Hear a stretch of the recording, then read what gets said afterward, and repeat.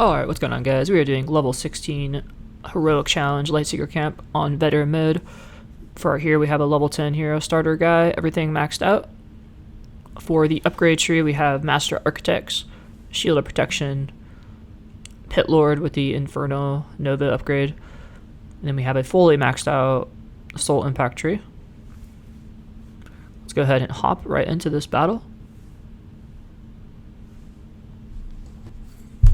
Alright, so to start off, we're going to be doing a very similar build to what we did for the main adventure mode. And we have the recruits coming from the bottom, and recruits coming from the top. So pretty even distribution, top and bottom. So we'll start off with a maxed archer tower, just like so. I'm leaving a spot on the top so I can put a future mage tower, and that's going to be most of our money. In this little curvature area, we're going to put the Inferno Mage. And I debated a little bit where I wanted to put the Inferno Mage. I eventually settled towards the bottom because I wanted anything that might try to run past that bottom area to be hit with the Inferno Mage and not get out of range. I kept my hero just kind of chilling at the bottom and put my reinforcements at the top. The first wave is very chill, so we went max DPS to kill off the weak guys, and you'll notice as you play this game that is a very common strategy. You're just gonna usually go max DPS early on, and then as the tanky guys start to come out, the heavy armor guys, you'll start to transition more into the mages. So this is a good strategy, I find, because it gets you through the waves faster, it gets you money faster. Usually archers are very efficient at killing off low armor guys. So, and you can see there I just went ahead and upgraded to a Inferno Mage Tower at the top. I think it's level 3 now. And we're just kind of just putting our hero power reinforcements wherever we see fit. You can be pretty liberal with it, just make sure nothing slips by.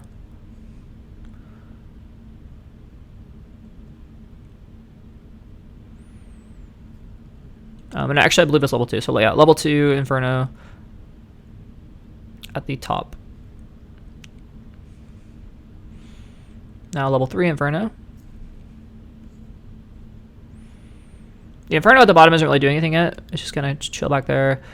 Our hero is strong enough to take care of anything that really comes from the bottom lane without too much help. And you want to be quick about using your reinforcements and stuff. We're gonna quickly call on the wave to get the resets. Whenever they're on cooldown, or off cooldown I should say, you want to use them pretty often. You don't want things to sit on cooldown or sit available too long.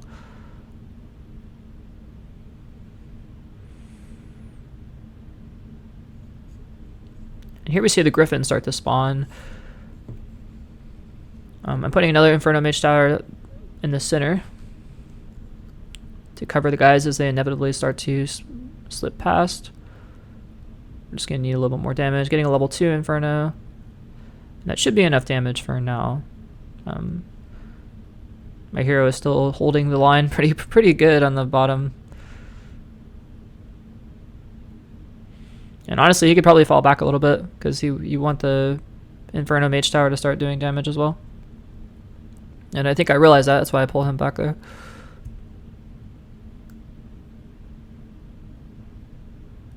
I put a barracks at the bottom center, or in the center, to help some of these guys. They'll start when you see the flying, or well, you see the guys. You want them to kind of clump up and not get past the range of the Inferno Mage Tower. Otherwise, you miss out on all the damage.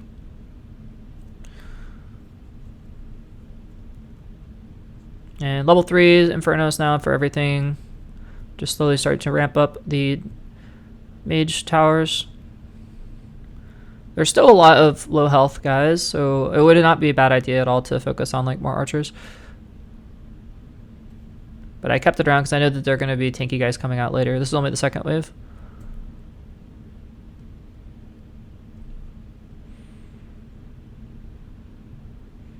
Okay, and then I plop down my hero power and I call on the wave early. You can see at the top now we have a mausoleum. This is going to be important later on.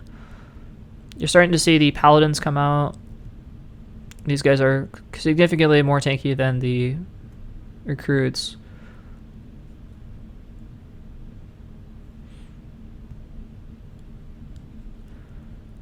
And also Finally, we have a fully upgraded Inferno Mage at the top. That's going to be doing so much damage later on. I moved my hero up top just to kind of help with some of these mages.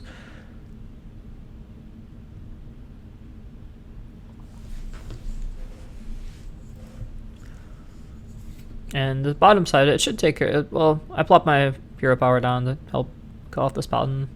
The griffins will die really fast to the archer tower and the mages.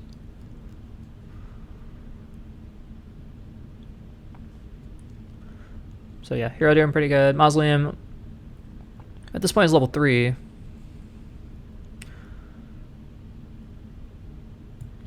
And we are killing these guys off fairly quickly. Pretty chill so far. It does pick up a little bit as we get to the 4th and 5th wave. It's funny because you thought as the game progresses and you get to the last levels, or you think that the challenges for the Iron and the Heroic would be harder, but actually not really. I found by far, after playing the main campaign, it seemed like by far the hardest challenge was some of the ice levels, but these later levels, the Iron and Heroic challenges are pretty tame. You can do a very similar build to what you did in the campaign, and it's not too bad. So going as a wave 3 here, we have fully upgraded Infernos. Should be 3 of them. And that should be enough to take out most of the stuff. I'm also getting another archer tower in the center just to do more damage. We kind of want an even distribution of damage. If you start noticing you have way too much mage or way too many archers, you want to have an even distribution, because there's enough mix of guys that if you only build one kind of damage, or you're gonna have a rough time.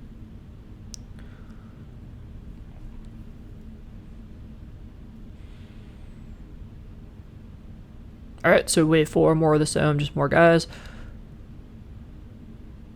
And you can see they're going to the bottom, so I'm pulling my hero down. I realized that I need more stalling power, so I put another barracks at the top.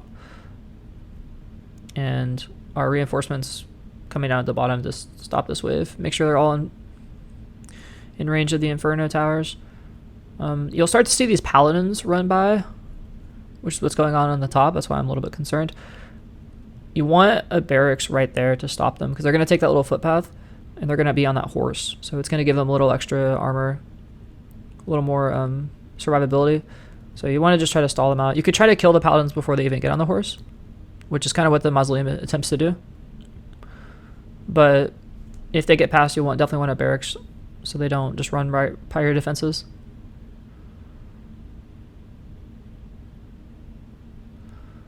Now you can see the big golem guys coming out. These guys are very tanky, but unfortunately they're also very slow.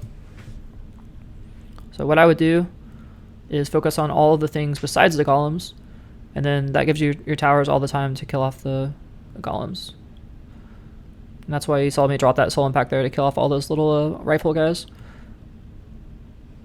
Now Mausoleum in the center, behind this barracks to pick off anything that manages to get by. It's going to cover both lanes, which is very, very helpful. You can see that paladin on the top just ran into the stable. It's going to get a little extra armor. It's going to run out of the house there, and it will need to. That's why we have the barracks there. Otherwise, if you're not prepared for that, it can run right because it's on the horse. It's going to get a lot of extra speed, so it will run deep into your lines, and it will be very tanky and hard to kill. And I made a little mistake there. I didn't rotate the checkpoint, so this guy almost got past, and I have to upgrade the Mausoleum in the very back. And our hero is dead. Fortunately, we were able to call the wave early and get some resets. You can see the paladin in the very back almost got away, but he eventually died to the Mausoleum. Our hero's just kind of chilling back here. He's going to help out with this paladin that's coming in. Now, don't forget that caravan right there. You can hire additional guys if you need to in like a really clutch moment. I don't do that this game, but that's always an option if you have money. It's like 60 gold to hire reinforcements, so that can often potentially save you if there's a guy that's getting past.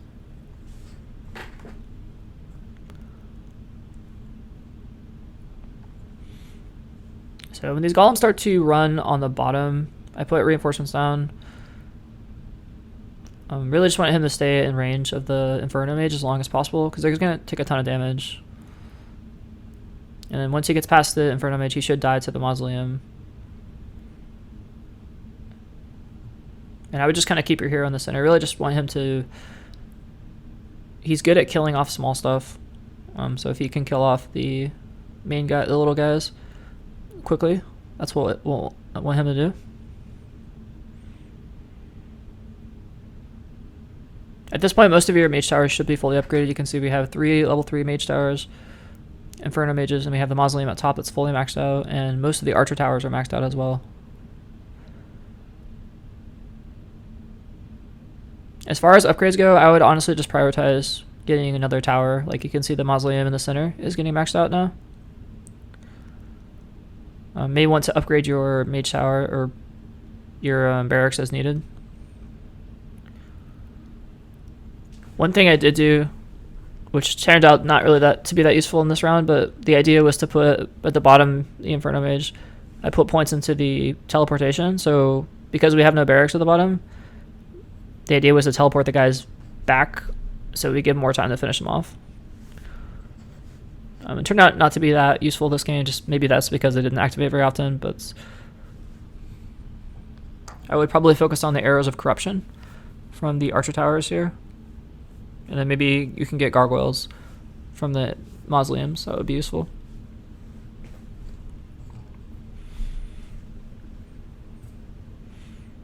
Now you can see these heavily armored guys. I'm not even worrying about them. Because they're so slow, and they die to the mage tower. So just focus on the other guys.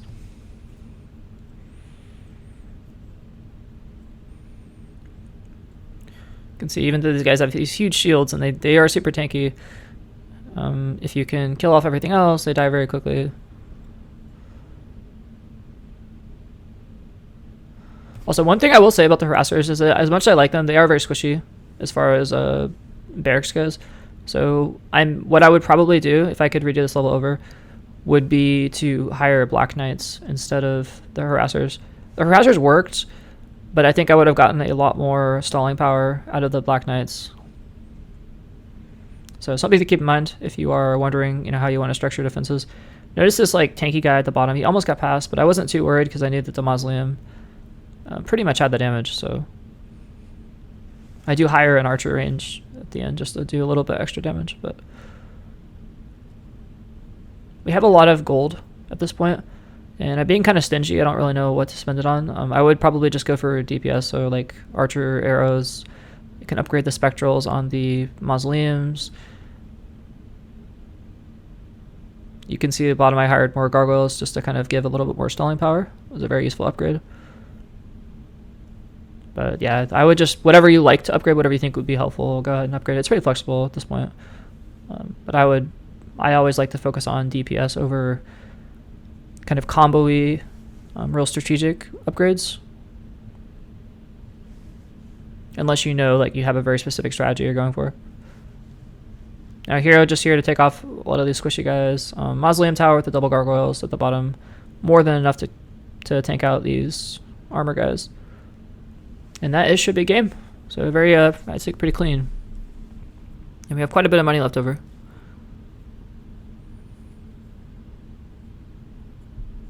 Alright, well I hope you guys enjoyed that. I hope you found it helpful, and I will see you in the next video.